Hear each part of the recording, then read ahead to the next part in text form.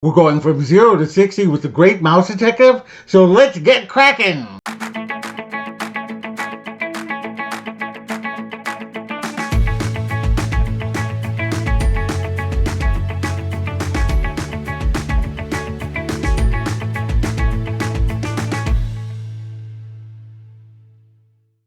Hello all my explorers and welcome back to Loren's Adventures Out There. And if you are new, thank you so much for joining us. We really appreciate it. My name is Loren and I'm with Castles, Capes, and Clones, where we discuss everything in the Disney universe. We do unboxings and hauls, pins, box swaps, Disney news, Disney reviews, and more. So if that sounds fun to you, we'd love it if you would subscribe to our channel, hit that bell for notifications, and do like this post, as it really does help us out. So we are continuing our series from 0 to 60, which is our look at the films of Walt Disney Animation Studios in chronological order. We started with Snow White and the Seven Dwarfs, and we are going up to the 60th film, Encanto. So now we are in the 1980s, 1986's The Great Mouse Detective, otherwise known as The Adventures of the Great Mouse Detective. This was a book based on The Basil of Baker Street, written by Eve Titus and Carl Galdone. And it's all about a mouse that is like Sherlock Holmes. Like he lives in Sherlock Holmes' house and often does adventures with him. And one day, a little girl named Olivia Flaversham is escorted to Basil's house by Dawson, who was basically like Watson in the Sherlock Holmes movies. And Olivia Flaversham's father, Hiram, is missing. He was kidnapped by Ratigan, who is using him for his nefarious deeds. He wants him to create a robot that will look like the Queen Mouse, that is. And so that way he can kidnap the Queen Mouse and marry her and, become the ruler of England. And it's up to Basil and Dawson and Olivia to solve this mystery. So doing a Sherlock Holmes film was actually brought to the attention of animators at the time of The Rescuers and looking at Eve Titus's book. But everybody thought that it was too close to The Rescuers. They had just done a film about anthropomorphic mice trying to save a little girl. And so it was kind of put on the back burner. But in 1982, Ron Clements, who basically invented your childhood, he's been directors on multiple films, starting from The Little Mermaid to Moana. And anyway, he decided to pitch the film again, and this time it was greenlit by Ron Miller, who was the head of Walt Disney Studios at the time. Bernie Mattinson and John Musker were chosen to direct the film, and then Dave Michener, who I have to say was a teacher of mine back when I went to CalArts, he was a co-director. So that was very exciting, and I remember him showing us bits and pieces of this movie as we dissected animation in our education. So it was a lot of fun. And so this film actually has a lot of special meaning to me.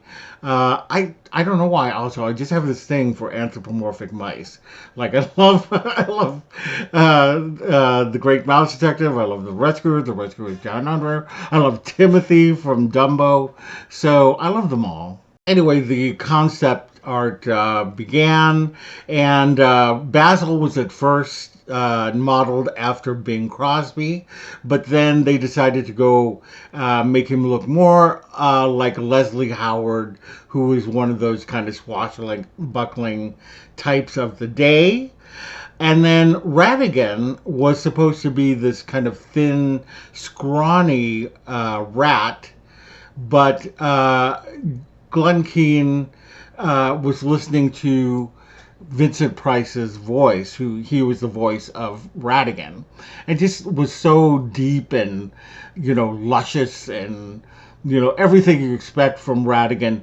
You want him to be bigger and bolder, so they kind of modeled him after Ron Miller, who was 6 foot 6 inches tall. At first, Olivia Flaversham was supposed to be a love interest for Dawson. I mean, obviously she was more of an adult mouse, and then there was also a stool pigeon that was in this that was supposed to be helping Basil, but then they decided to have Basil do this on his own. In 1984, Miller left, and Michael Eisner, was appointed as CEO of the Walt Disney Company, and then he appointed Jeffrey Katzenberg as the head of the studios, and they were looking at the projects and looking at The Great Mouse Detective, and they said, this is really slow, and so they asked for a lot of reshoots and things like that.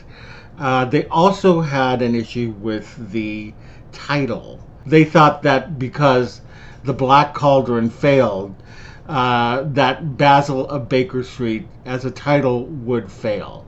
So they decided to go for The Great Mouse Detective, which was much more descriptive to them. This was highly unpopular by the filmmakers, and animator Ed Gombert ended up writing a interoffice memo, like a parody of one that said that they should change the name of the titles of all of the Disney films, including Seven Little Men Help a Girl, The Wonderful Elephant Who Could Really Fly, The Little Deer Who Grew Up, The Girl with the See-Through Shoes, Two Dogs Fall in Love, Puppies Taken Away, and A Boy, Bear, and a Black Cat.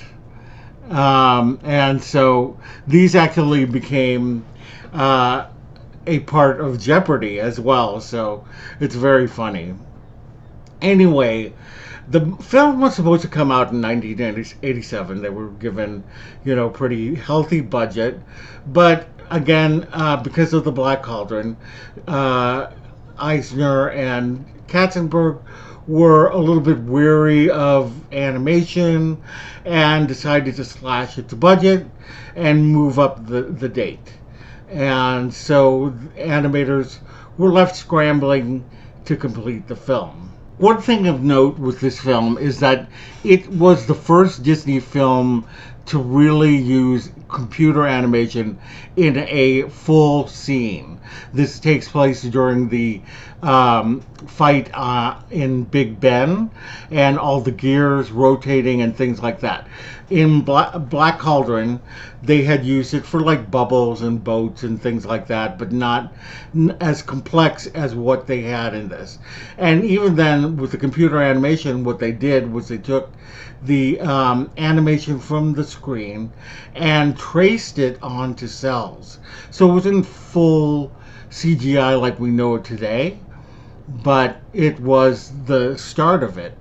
And, as you can see, where we are ever since. This would also be the last film that any of the 9 old men would work on.